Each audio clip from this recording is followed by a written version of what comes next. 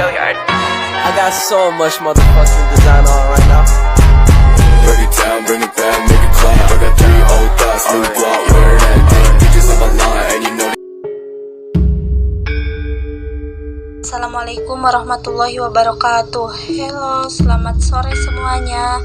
Semoga bahagia selalu. Di sini kita akan menjelaskan sedikit tentang Kerajaan Mataram kuno, sejarah singkat tentang Kerajaan Mataram kuno, lokasi beradanya Kerajaan Mataram kuno, masa kejayaan dan keruntuhan Kerajaan Mataram kuno, silsilah Kerajaan Mataram kuno, dan bukti bahwa adanya Kerajaan Mataram kuno. Untuk lebih jelasnya silahkan simak PPT berikut ini. Daftar isi, pembukaan, perkenalan nama kelompok dan anggota-anggota, sejarah singkat tentang Kerajaan Mataram kuno, lokasi Kerajaan Mataram kuno, masa kejayaan dan keruntuhan Kerajaan Mataram kuno, silsilah Kerajaan Mataram kuno, bukti bahwa ada Kerajaan Mataram kuno, penutupan. Sejarah singkat tentang Kerajaan Mataram kuno. Kata Mataram pasti tak asing lagi di telinga masyarakat Indonesia. Ini adalah nama kerajaan yang pernah berjaya di Pulau Jawa. Peninggalannya pun sangat terkenal. Salah satunya adalah Candi Borobudur. Ya, nama kerajaan tersebut adalah Mataram kuno. Kerajaan Mataram kuno adalah salah satu kerajaan terbesar era Nusantara yang berdiri sekitar abad 8 dan diperkirakan berpusat di Jawa Tengah. Ahli berpendapat bahwa letak Kerajaan Mataram kuno ada di Medang dan Poh Pitu. Sejarah Kerajaan Mataram kuno dan perubahan kekuasaannya. Nama lain dari Kerajaan Mataram kuno, Medang. Kerajaan ini pernah dipimpin oleh 3 wangsa atau dinasti, yaitu Mangsa Sanjaya, Wangsa Sailendra, dan Wangsa Isyana. Lokasi Kerajaan Mataram kuno. Pusat pemerintahan Kerajaan Mataram kuno sempat berpindah beberapa kali pada masa awal pendiriannya. Pusat Kerajaan Mataram kuno diperkirakan ada di sekitar atau di wilayah Mataram, masa Yogyakarta sekarang. Ketika Rakai Pikatan memimpin Mataram kuno, pusat kerajaan pindah Memerati, daerah Kedu, Jawa Tengah. Pusat pemerintahan pindah lagi pada masa Deyah Balitung, yaitu Poh Pitu masih kawasan Kedu. Pada masa Deyah Wawa diperkirakan pusat kerajaan kembali ke Mataram atau Yogyakarta ketika Wangsa Isyana duduk di kursi kekuasaan. Pusat kerajaan pindah ke Jawa bagian timur Jawa Timur saat ini. Lokasinya ada di bagian tengah Pulau Jawa, Jawa Tengah saat ini. Pusat dari Kerajaan Mataram kuno disebut dengan nama Behumti Mataram.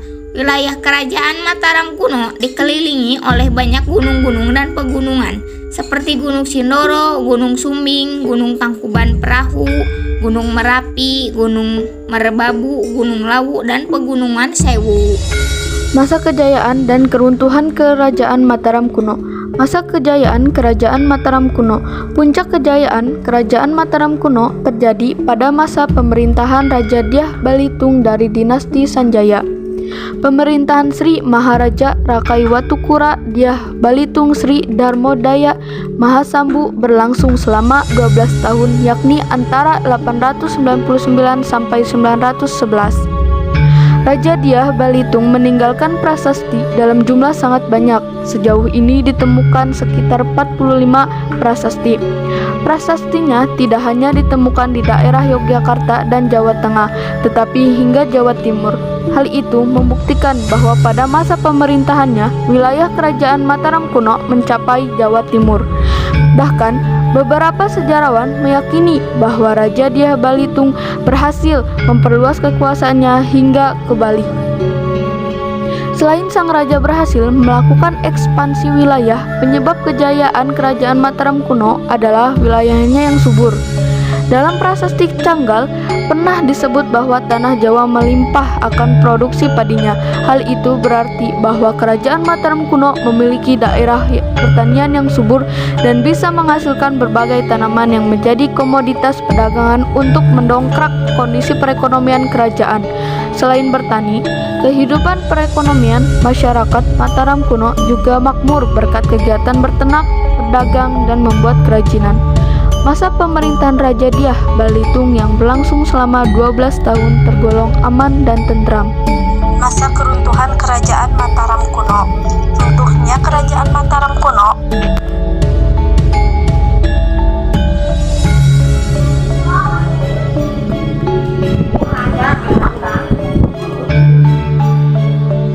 Masa keruntuhan Kerajaan Mataram kuno.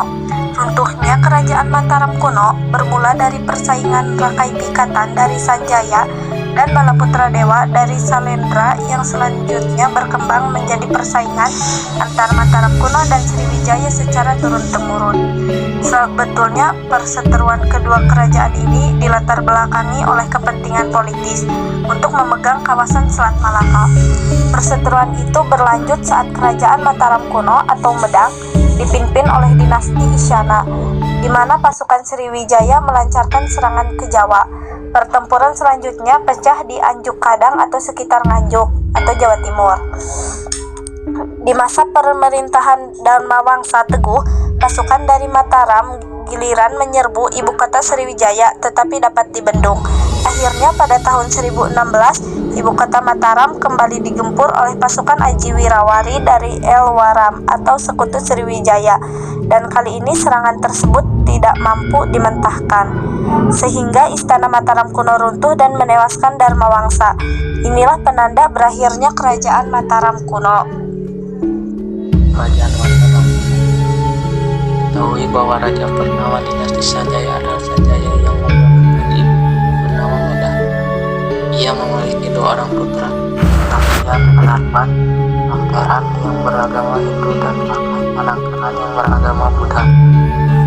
Peninggalan Langkaran, Kerajaan Mataram kuno pun seolah terbelah 2. Bagian utara bercorak Hindu dan bagian selatan bercorak Buddha. Dibuktikan dengan adanya sebaran candi Hindu maupun Buddha di Jawa Tengah. Prasasti kedua, Prasasti Matias, berangkat tahun 907 Masehi mencatat silsilah raja-raja yang memerintah di Kerajaan Mataram kuno. Prasasti kedua dibuat pada masa Raja Rakadia Belitung, maupun silsilah raja-raja yang memerintah di Mataram kuno yaitu oleh 1. Rakai Mataram Sang Ratu Sanjaya.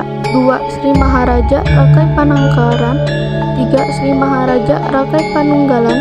4. Sri Maharaja Rakai Warak. 5. Sri Maharaja Rakai Garung. 6. Sri Maharaja Rakai Pikatan. 7. Sri Maharaja Rakai Kayuwangi. 8. Sri Maharaja Rakai Watuhumalang. 9. Sri Maharaja Rakai Dyah Balitung. Bukti bahwa ada Kerajaan Mataram kuno dengan adanya candi-candi peninggalan Kerajaan Mataram kuno antara lain Candi Kalasan, Candi Pelawasan, Candi Prambanan, Candi Sambasari, Candi Sari, Candi Kedulan, Candi Sajiwan, Candi Barong, dan tentunya yang paling kolosan adalah Candi Borobudur.